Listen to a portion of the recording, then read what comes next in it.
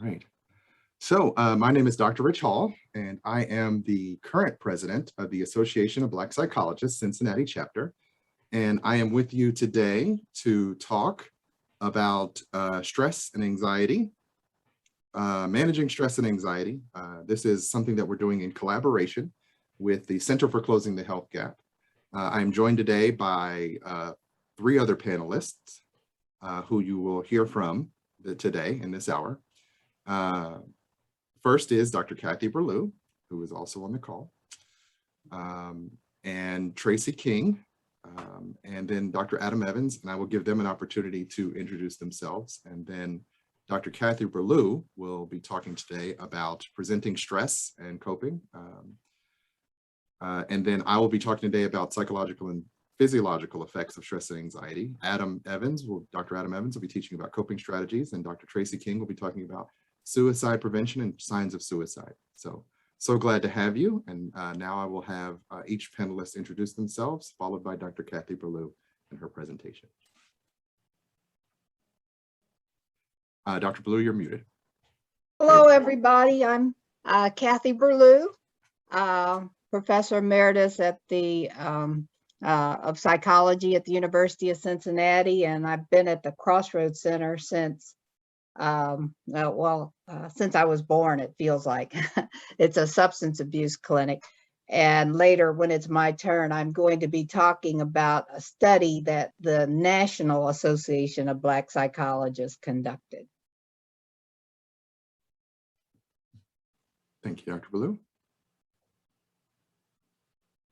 Adam, would you like to jump in now? Good evening, good afternoon, and good morning, depending on when you are listening to this podcast. My name is Dr. Adam Evans, and I am a local clinical psychologist here in the Cincinnati, Ohio area. And today I will be talking about coping strategies in terms of dealing with anxiety and stress. Thank you. Thank you, Dr. Evans. And Dr. King. Hello, everyone, and thank you so much for joining us today and talking about managing stress and anxiety. I am a clinical psychologist. I'm licensed both here in the United States as well as in the Caribbean, and I am the owner of a private practice called Thriving Haven. Very good. And now I'm going to pass it off to Dr. Berlew so she can talk about presenting stress and coping during COVID. All right. Can you see my screen? Mm-hmm.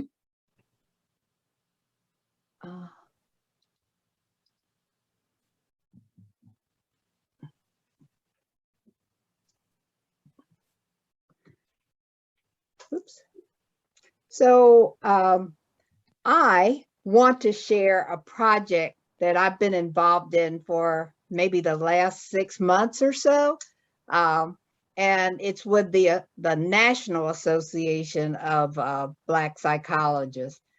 One of the things that we noticed is that just looking at the national statistics for everybody, anxiety and depression really increased during the COVID. If you look at the blue bars here, it shows anxiety and depression in February, before the COVID really had February of 2020, before COVID really took off.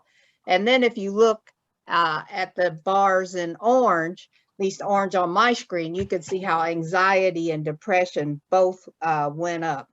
So that's everybody. But what does that mean for the Black community? So we were asked then to do a needs assessment of the Black community, just to see what was going on, the impact of the pandemic on the Black community. And as you can see, we did a survey of 2,480 respondents.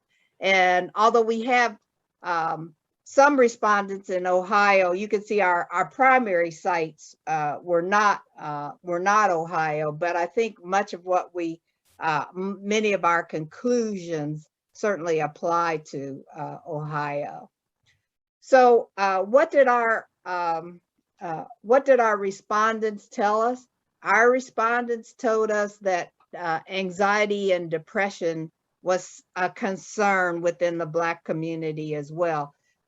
We couldn't, in a survey, we can't actually assess anxiety and depression, but with the instrument that we used, almost 2/5 reported sufficient anxiety or depression to warrant further evaluation by a clinician or a health professional. And that certainly is a concern to us.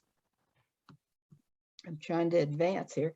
They also told us that mental health was one of their greatest sources of stress during COVID.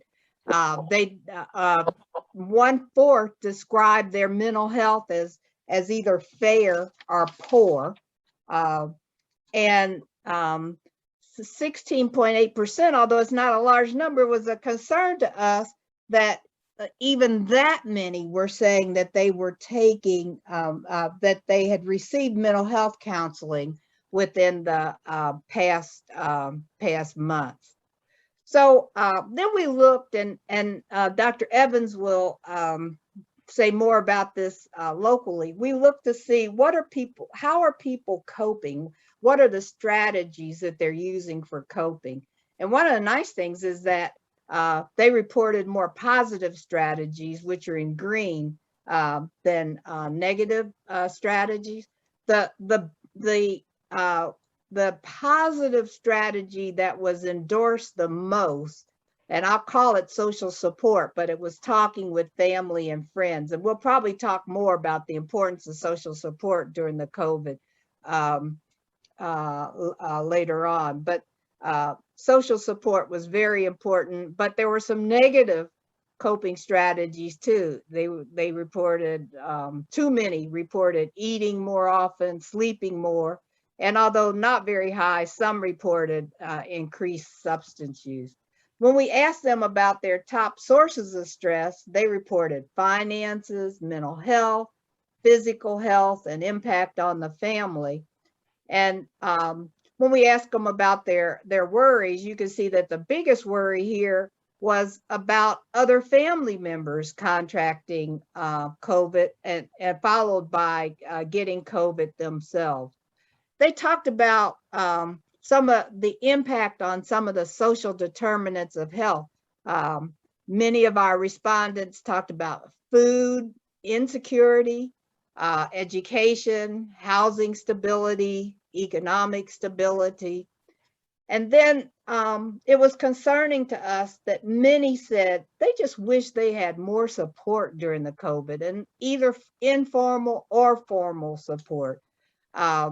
Slightly more people reported receiving informal support than formal support, but both groups said that if they received that support, they were very satisfied with the support. They just weren't getting enough support.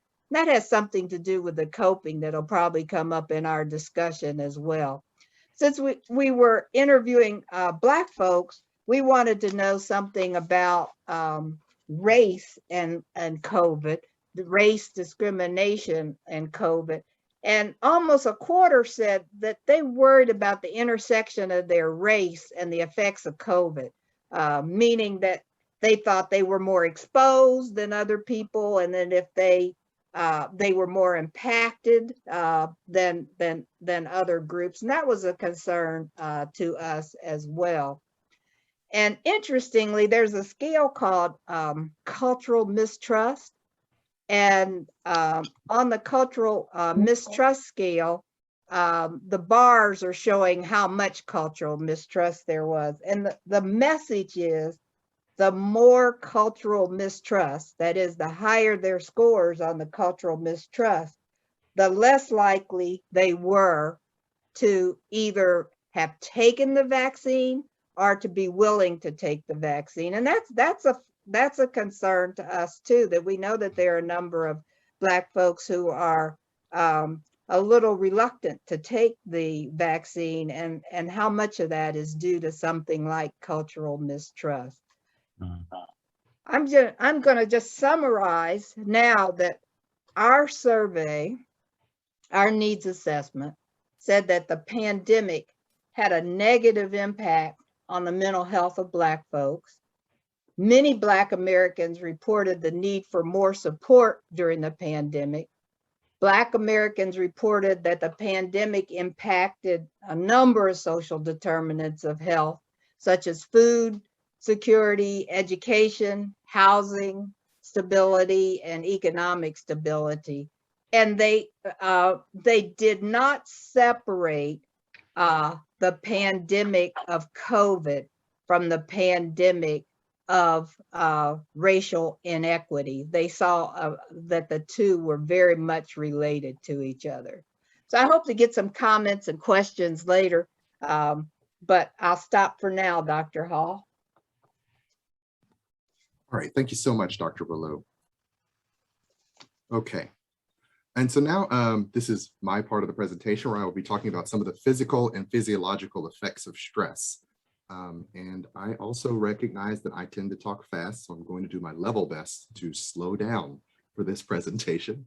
But one of the ways that I always like to help people to understand stress is to understand that the actual definition of stress is anything that happens to the body. And so that's both the good and the bad stuff that happens to the body can be considered stress. So losing your job can cause stress, but also getting a new job causes stress, right? And we don't often think about that. We think we want all good things to happen to us, but we don't always stop to recognize how, even when the good stuff is happening, it is having an effect on us. Losing your job means, you know, things are more uncertain now. You're not sure where your next, you know, when the next paycheck might come. So that's going to add stress. But getting a new job means going to a new place, meeting new people, having new interactions, which can leave you feeling, like I said, just a similar, not necessarily type of stress, but we call that eustress when it's good stuff, and distress when it's the bad stuff. So recognizing that stress is anything that happens to the body means recognizing that it does have an effect on us physically, just as much as it does emotionally and psychologically. And what are some of those physical things that people experience when it comes to stress? There's a number of things, and most of us have some experience understanding what they are. But one of the things that we often teach people is that we have this system within us that is there for the sake of high alert, right? That, you know, you have this body that is trying to navigate the world around it. And in doing so, it has to be ready for threats. And so we have within us this thing called the autonomic nervous system, which is our system that allows us to recognize when something outside of us might be threatening to us. That autonomic nervous system controls all of our automatic functions. So digestion and breathing and muscle contractions and all these things that we don't even think about when we do them often reflexively, is the exact same system that gets activated when something outside of our body is happening. So recognizing that means recognizing that sometimes stress and anxiety happens automatically without us even knowing where it might be coming from. It can be a thought we're having. It could be a person standing in front of us that we haven't seen for some time. It can be, like I said, getting some bad information. Our body will treat all those things the same because it genuinely has but one system to activate when we're experiencing stress. So some of the things that physically might have happened to us that we might notice that stress is happening is we might experience headaches, right? That's because the blood vessels in our body start to constrict in order to deal with a threat. We might experience upset stomach. That's often one that a lot of people experience, that drop, that pit in your stomach when something scary is happening, or feeling your stomach gurgle or twist in knots because something is happening to us. The same system that regulates our digestion is the system that gets alarmed when something's going wrong, right? We might find ourselves having insomnia. In some ways, insomnia is good, right? If you're living in the desert or the jungle and you're being chased by a lion, falling asleep would not be an appropriate or adaptive response. You'd want to stay awake. Well, it becomes maladaptive when, you know, you're stressed out about work and now you can't sleep. So many of these functions have an evolutionary purpose, but they're not exactly suitable for the circumstances we find ourselves in contemporary society.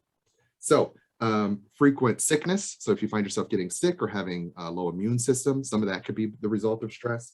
Fatigue, often feeling very tired, could be the result of stress. Stress and anxiety makes you feel on edge, right? You're in that, I didn't talk about it just a moment ago, but I'll get into it in a second, this fight or flight mode, right? And so if you're in that mode all the time, you have so much energy coursing through you. How can you not feel fatigued so frequently? Because you're just burning through so much energy. And then muscle tension, our muscles tensing up because we're experiencing stress. So when we think about these physiological things that happen to us that show us that our body is experiencing stress, we recognize that it's a natural response often, but that it can also be controlled, because if our body is a physical machine, there are things we can do to reduce that distress. And my partner, Dr. Adam Evans, he will talk about that more in a minute. But there's one main takeaway that I want you to have today, is that recognizing that the response to stress is often automatic. There is the part of it that is our perception of it, what we're thinking is happening. But then there is also the part that our physical body is often just responding to these circumstances in ways that we might not recognize. We might not even always know. Sometimes our brain will perceive a threat before we've even recognized what's even going on, which is why we might feel ourselves suddenly experiencing like this tension. Where's that coming from? I don't know what just happened. Oh, that person looked at me a certain way. So now I'm interpreting that through my emotional filters and I'm experiencing distress, right? So recognizing that we have these automatic responses means recognizing that sometimes we can't control them before they happen.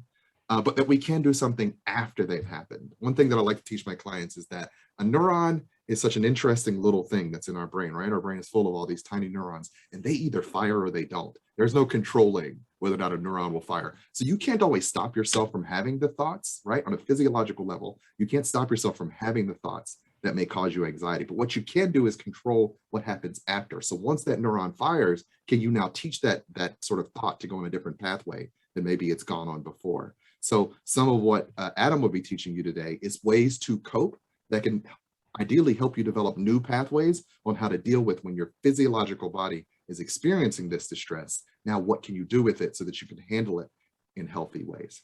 And so now I'm going to toss it to my partner, Dr. Adam Evans. Thank you, Dr. Hall. Today, I'm going to be talking about, as has been mentioned, the coping strategies for anxiety and stress. When we are anxious, the amygdala, which is our anxiety center of the brain, is sending an anxiety alarm, alerting us to the possibility that something is dangerous, either in the environment or inside our bodies. Anxiety is by far the most common mental health condition, affecting over 90% of the population of the United States at one time or another in our lifetimes. I'm going to be talking about some simple practices that can help you to keep anxiety at bay in the future, as well as stress. I'm going to talk about 5 things that you can do. The first is mindfulness. Mindfulness is a relaxation strategy that can be helpful in calming the mind by reducing our tendency to try to control it, which often makes the anxiety worse. Mindfulness techniques focus on facts and objective information about current experiences, including emotions, thoughts, memories, and sensations. The goal is to notice these experiences without judgment or any attempt to change them. We simply observe them, like clouds in the sky or the images on a movie screen. Some examples of things that you can do for mindfulness would be sounds. For instance, listening to music that you enjoy, ambient music, new age music, repetitive music, sounds of nature. There's a babbling brook that you can find on YouTube, several of them, as well as ocean waves and rain. In terms of smells, there is aromatherapy. There are incense that you can light, as well as candles. Sights, we can talk about visualization, such as beaches, falling leaves, etc.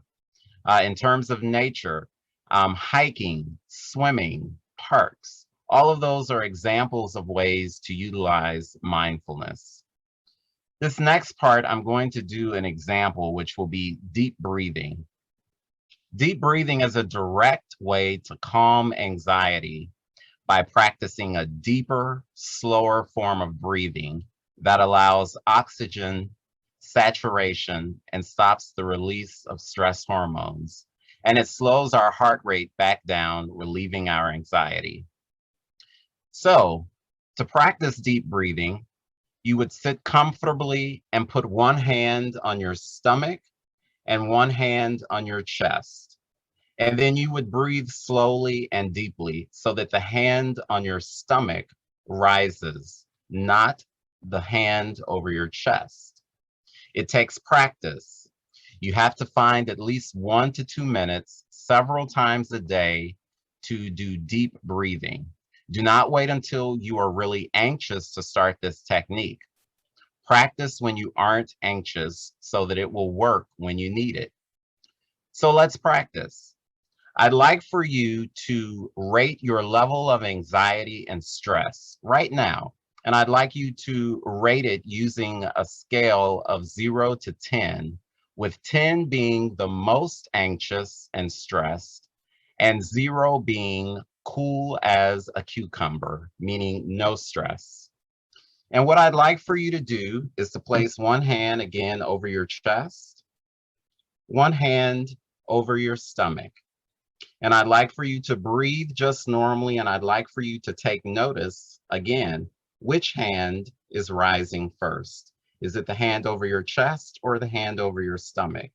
The purpose and the goal of this exercise is to get the hand on your stomach to rise and not the hand on your chest.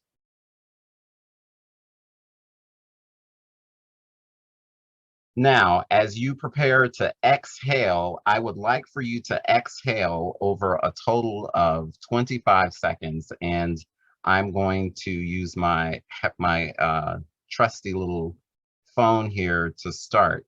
So I'd like for you to start now and exhaling slowly over 25 seconds.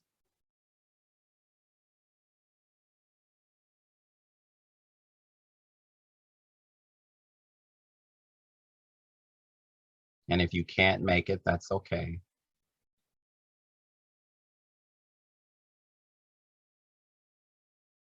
Time. Now, I'd like for you to breathe normally. And now I would like for you to inhale over 25 seconds. And I will cue you. And you can start now. Take in a deep breath over 25 seconds.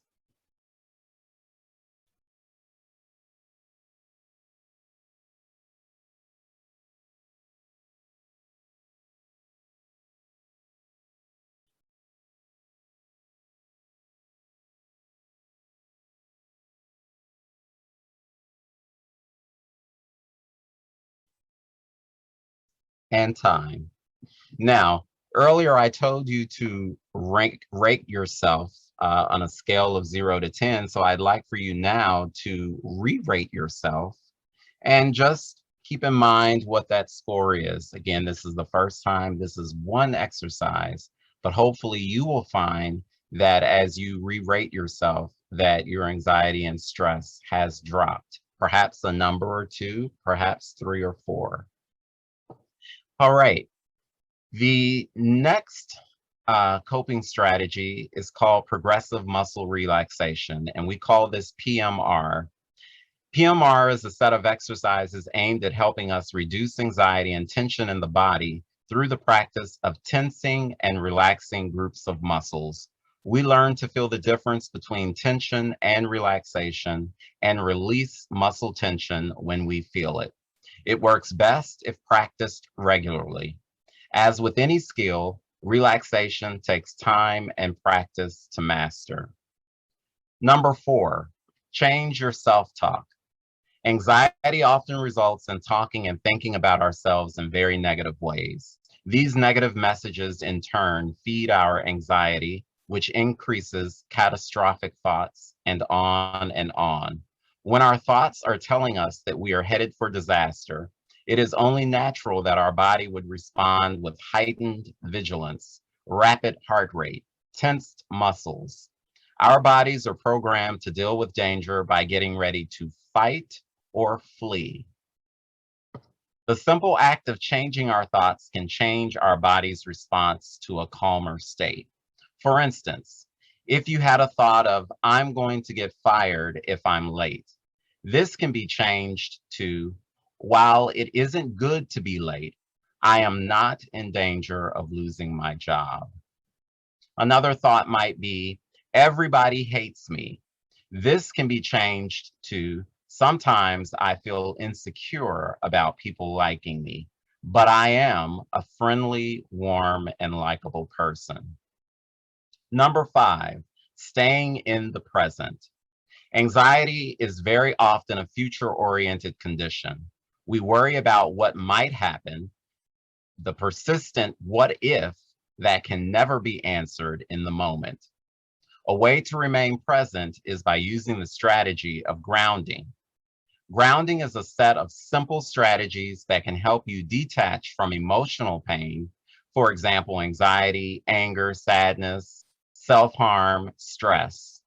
It is basically a way to distract yourself by focusing on something other than the difficult emotions that you are experiencing. You may also think of grounding as centering, distracting, creating a safe place, or healthy detachment. Although grounding does not solve the problem that is contributing to your unpleasant emotions, it does provide a temporary way to gain control over your feelings and prevent things from getting worse. Grounding anchors you, gives you a chance to calm down, and allows you to eventually return and address the problem that is triggering the unpleasant emotions to begin with. And grounding can be done anytime, anywhere, and no one has to know what you are doing. There are 3 types of grounding. You may find that one of these types works better for you, or you may find that each is helpful. And those 3 types are mental, focusing your mind; 2, physical, focusing your senses; and 3, soothing, talking to yourself in a very kind way. And this concludes my portion of coping strategies to deal with anxiety and stress.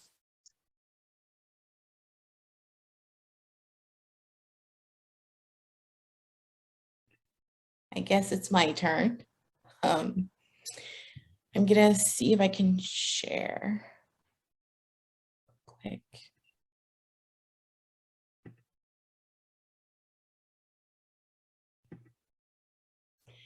So I'm going to be focusing on tying all of this together.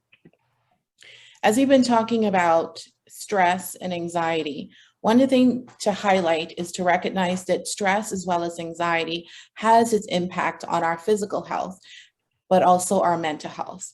That both physical and mental health are combined and impacted by the pandemic that we're in, but also various life impacts of stress. Whether good or bad, as Dr. Hall had indicated, that stress can be either from something good or from something bad.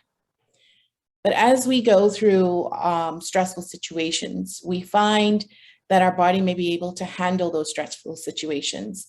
But if we remain in stressed full situations, we then get to this level of exhaustion where our physical health starts to break down as well as our mental health. And so it's always a question of, when do you need help? Is it a normal reaction, or is it something that heads into a mental health situation? Various persons may react to stress and situations differently. So you know yourself. So if you feel somehow that you may not be feeling right or something is skewed, then that would be an indication to reach out to a mental health professional. But overall, at its worst, whether dealing with life stressors or emotional distress, you might have persons who have considered or even thought about ending their life. And this is at the extreme. So I just want, as we talk about with suicide prevention, to recognize that stress and anxiety may play a role, but it may not be the only factors. Suicide does not discriminate. People from any race, gender, age, ethnicity, socioeconomic status, or upbringing are all susceptible to suicidal thoughts and behaviors. We know that globally, there are close to over 800,000 persons die by suicide a year. And right now, the statistics is 1 suicide for every 40 seconds, and about 25 suicidal attempts for every completed suicide. And those statistics are staggering. And recognizing that suicide is such a complex issue, it was important to talk about it. because the numbers continue to rise, but there was a decrease recently, which is good. But overall, one death is one too many. So when we talk about the impact that various factors may play, such as stress or anxiety, other factors that may lead someone to think about suicide is their mental state. Do they have a mental illness, family history, feelings of hopelessness, previous suicidal attempt, substance use? All of these factors are risk factors, and stress and anxiety are one of them. If you may be experiencing any warning signs, such as thinking about suicide or talking to someone who may be considering it, maybe indicating verbally or making behaviors such as preparation for their death, social isolation, feeling like a burden, drastic mood or behavior changes, self-harming, giving away prized possessions, preparing, all of these are warning signs. So anything that you may see that may indicate that someone may be suicidal, it's important to pay attention, to recognize that someone who might be considering asking the question doesn't put the thought in their head, that it actually provides an opportunity for you to talk to them. It also means that you can provide opportunities to see hope as another alternative. And even though we've talked about stress and anxiety, and I've mentioned at the extreme suicide, there are a lot of protective factors that we can engage in. As Dr. Adams noted, coping strategies. And when we talk about specifically with suicide, there are protective factors such as recognizing that whatever life stresses come to you, that you have the self-efficacy to do it, that you're able to overcome whatever those stresses are, to engage in appropriate coping or problem solving, or even conflict resolution skills.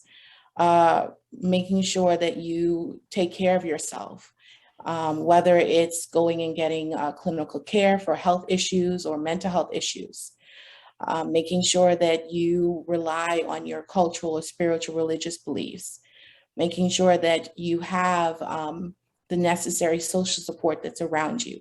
Because in the pandemic, one of the things that has been highlighted that has led persons to think about ending their life is social isolation. And so staying connected with other persons can also play a role. And just want to end with saying that the important part to remember is suicide is preventable.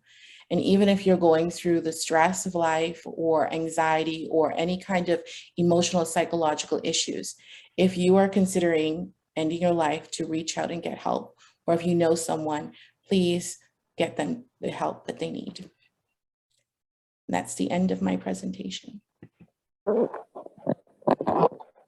Thank you so much. And at this time, we will open up the floor to some questions from the audience and participants. If you do have questions, you can feel free to put them in the chat, or you may also unmute yourself to ask a question if you'd like.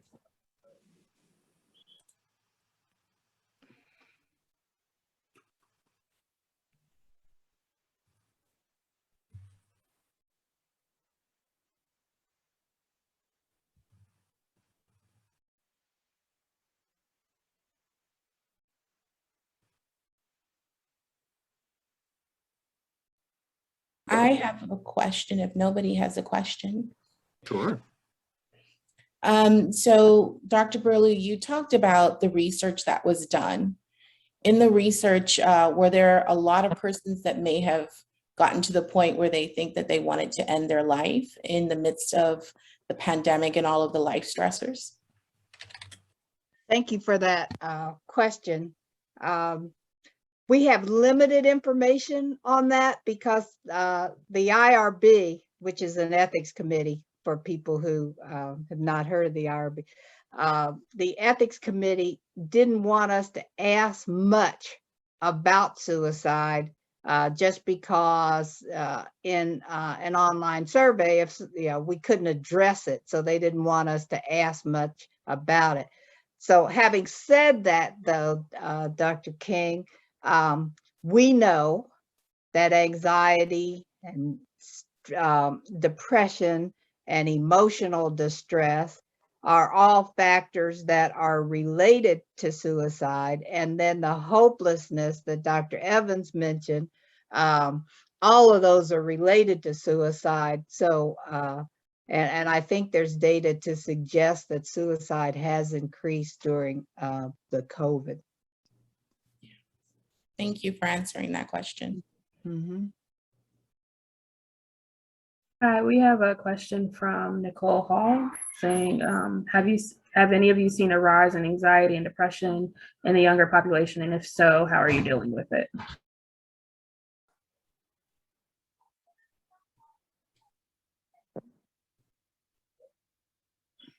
Dr. Hawley, you want to take that question or? Yes, I can take that.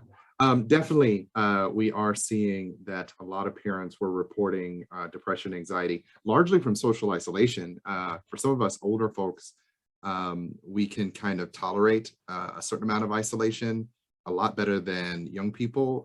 Having been isolated for much of last year, some students didn't return to school for much of the year. Some students, parents chose to keep them at home for much of the year. And so we did see an increase in depression and anxiety symptoms. The fact that this is sort of an interminable problem. We don't know when it's over. So that has led to a lot of anxiety. And then having kids be around their parents and seeing their parents so anxious about this huge situation. Kids are often a good barometer for how a family is doing on an emotional and psychological level. They will sort of glean from the family what mental or emotional distress is within the family unit. So yes, we are definitely seeing more of that. I particularly work with a college student population. A lot of them had come in at the beginning of the year saying that last year was just really tough and they knew they needed help, but they were sort of feeling stuck at home. And now that they're coming to college, they want to get help. And a lot of what we're doing is just making sure we can provide resources. Some of the stuff, doing these panels is one of the ways that the Association of Black Psychology is trying to get more information out there to help to reduce some of the stigma around mental health and let people know that there are resources that they can tap into and that the support is out there, and that to also remove the stigma that mental health work is just for white people. The idea that there are people who look like us out there doing the work to help our community. And so a lot of this type of work that we're doing, being on these platforms online, doing virtual panels, as well as within our practices, is based around the idea that if we put ourselves out there, people can know that they do have the help they need and ideally can be okay with getting the help that they need.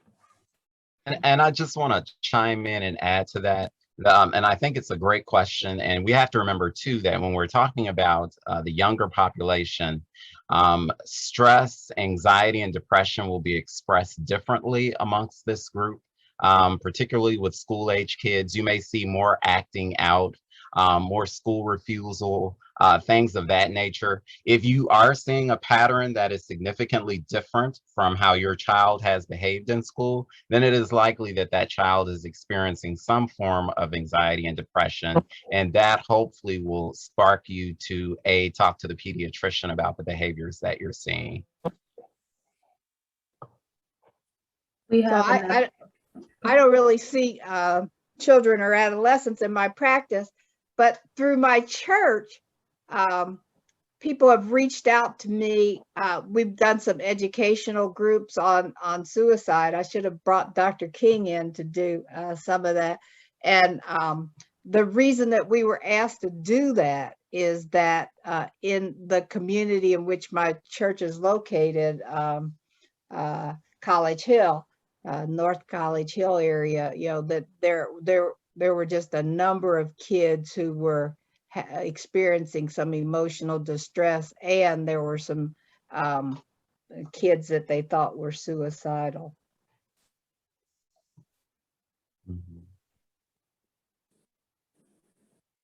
We have another question. It says, do you feel that normal reactions to stressful life experiences are being overdiagnosed and then treated with antidepressants?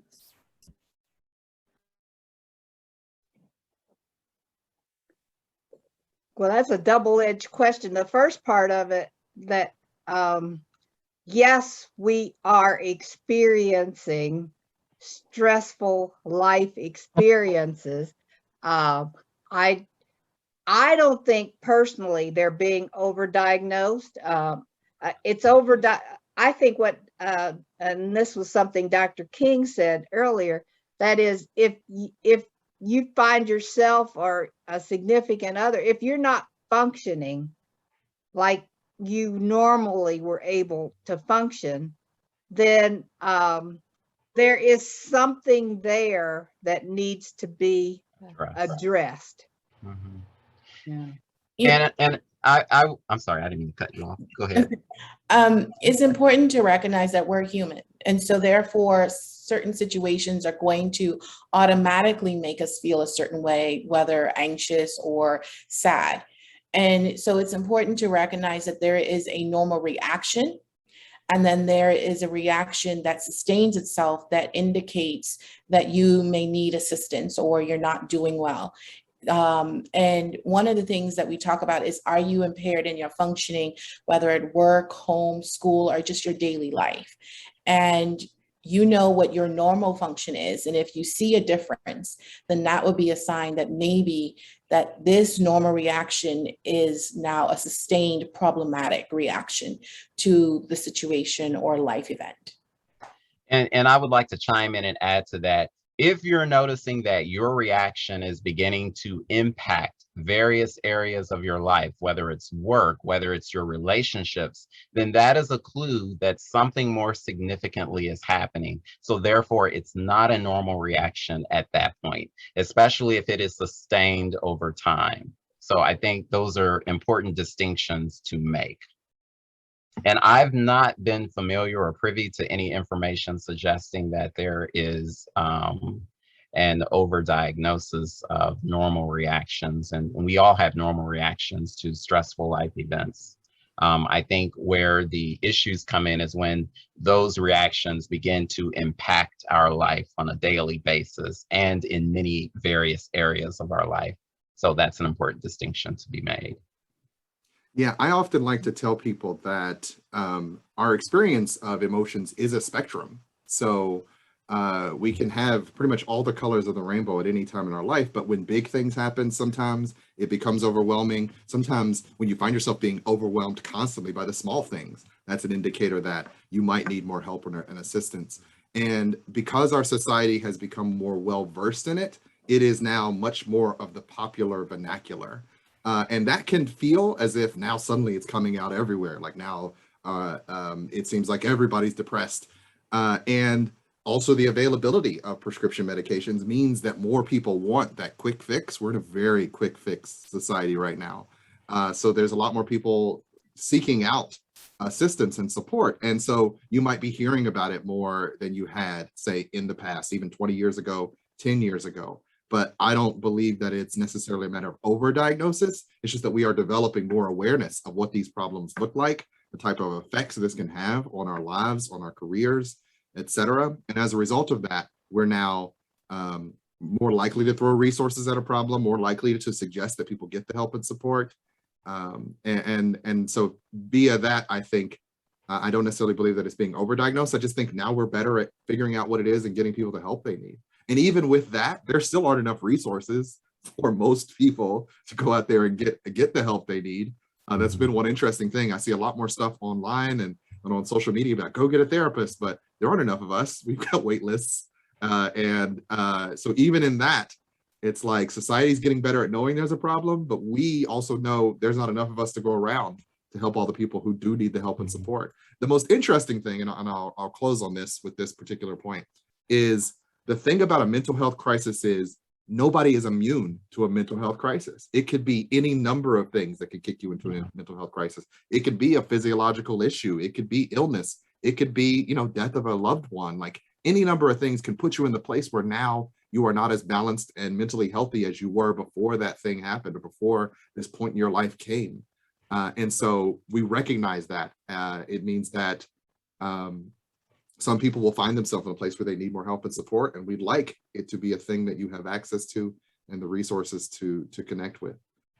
I know there's several questions or comments in the chat, but I wanted to make this point. A journal that I'm familiar with asked for articles on a syndemic approach to the impact of COVID. And what did they mean by that? They said, don't look at COVID in isolation, but look at the other contextual factors that are influencing, that combined with COVID to influence people's functioning. And for Blacks, the racial discrimination and the racial inequities and injustice that we experienced even before the COVID began, I think make it even more difficult for us or make it more likely that COVID will have a stronger impact on us. And so I think there's something to be said for looking at contextual factors like race and discrimination and how those combine with COVID. Yeah. We have a couple more questions, but I am going to put the session survey in the chat for people to start filling out.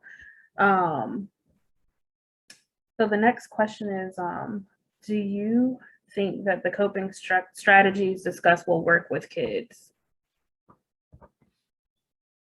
Yes. Absolutely. Mm-hmm. And so I will say, I will, something that Adam said that I definitely want to harp on is, I always tell my clients, firefighters don't spend all their time fighting fires. They spend a lot more time practicing for fighting fires. And there's a reason for this, because for most of us, even in this chat, if a fire were to break out behind you, your instinct is to get out of the room, right? So that fight or flight takes over and your body's like, get out of here, it's dangerous. But to be a fighter means you have to look at a fire as a problem to be solved.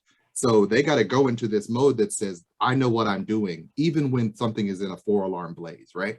And so if you are practicing these skills or teaching your children to practice these skills, then you're essentially teaching them that when their body starts to go into high alert, there is something that can be done about the problem so that they can handle it. So what do they need to do first? Well, get their breathing under control, right? That's going to help them to be able to think more clearly. Maybe they do a grounding exercise, a physical grounding exercise. What are the things that are coming in through my 5 senses that can help me sort of be in the moment and not get overwhelmed, right?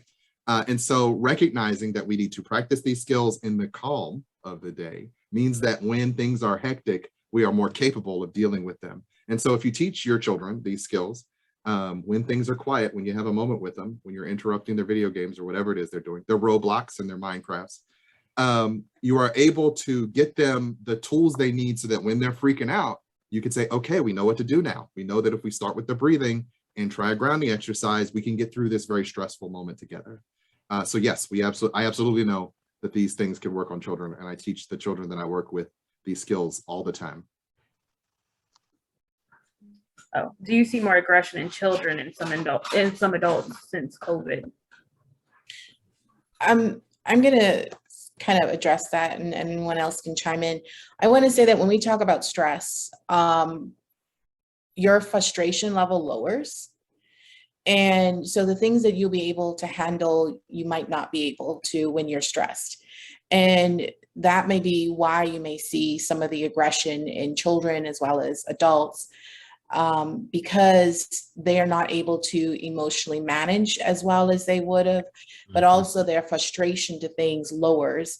And so little tiny things actually will trigger them a lot easier than when they're not stressed. Agreed. It's sort of like a reservoir I always think of when it comes to stress and anxiety. We have what we can tolerate. And if the lower that gets, the less we can tolerate. And right now, when we're in the middle of a global thing that is affecting every human on this planet in one way or another, whatever side of the debate you're on, you are affected by the circumstance. It's one of the few times in my lifetime that something has been so overwhelming. And as a result, it can cause a lot of stress and distress. And it can make it just harder to be patient and calm. And so aggression is one of the ways in which people, what we call externalize, they get that energy out because it's so hard to keep it in. And so there is a lot of truth to the fact that people are getting, are behaving maybe in some circumstances more aggressive than they might have found themselves in another circumstance.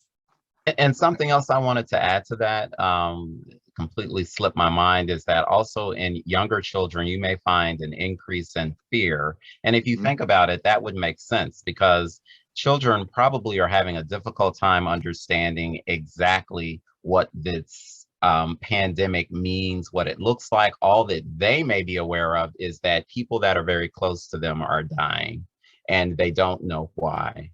So I think sometimes it's really important in terms of how we as parents begin to talk to our children about that, and prepare them in terms of what are safety measures. And, there are just some things in life that you can control and there are other things that you cannot, but we do our best to maintain a standard of safety. So I think it's always important to remember that, with children, you're also having a lot of fear there. There's anxiety. You may see bedwetting. You may see night terrors. You may see things of that nature. And I didn't say that earlier, but I just wanted to make sure that I added that part in.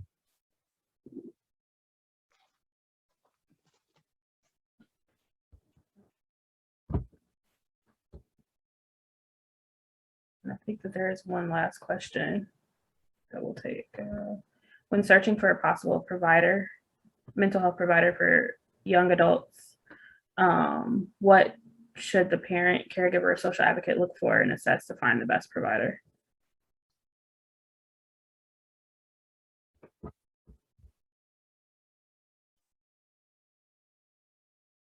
There's a lot of factors involved in that. I guess one of the lists that I will give is what is the issue? What is the topic, the special area? Does that provider treat that? Is the provider in a local state? Is the provider accepting new clients? If there's insurance issues, does the provider cover insurance issues? What are some of the modalities that would be effective in treating that area of focus? A lot of different things. And one thing that I guess I want to kind of chime in is recognizing that any provider who's qualified should be able to kind of assist, but it's about the fit. When we talk about a provider and doing therapy specifically, it's a relationship, a therapeutic relationship. And sometimes you gel with your provider and sometimes you don't. So they may have checked all of the boxes that you have, and there just is a mismatch, and that's okay. I always tell my clients, if you're feeling that this isn't working, it's okay. I can help you find a referral or try to tweak whatever we may be doing. But a lot of persons don't talk about when you're talking to someone for help, that there is a level of trust, that there is a therapeutic relationship that needs to be established. And that's why I say there's so many factors involved in finding a provider and connecting them with someone who they can work with. So you can go off my list, and I'm quite sure the other panelists might have their thoughts about that question. Well, and I was gonna. Oh, no, go ahead, Adam. Oh, I was gonna say that, oftentimes I will get calls. Now, I don't work with really, really young children. I work with children from the ages of 11 on up. But oftentimes I will get calls for parents looking for therapists for children who are 9 years of age. And I often try and talk about who does the child work best with in terms of gender, in terms of age, in terms of ethnicity. Those things are important, and it's okay to ask the potential therapist about those things. And if they work with children of color at this age, if they've worked with children of color of this age with this particular issue, and what might their modality be that they use. And sometimes as parents, we kind of know how our children are. We know what will work with them. But I also say this, that, and this is harder to do with children, but usually when therapists work with children, they're really working with the parents as well, because we know that the children are just kind of, the product of the parents. And so If there is something that is not working with the therapist, I encourage and empower parents to talk to the therapist to say, hey, I don't feel like this is effective. Is there something else that you may want to try? Or this is my issue with this modality. So I think those kinds of statements are important. Plus, they continue to build out the relationship between you and the potential therapist or the continued therapist.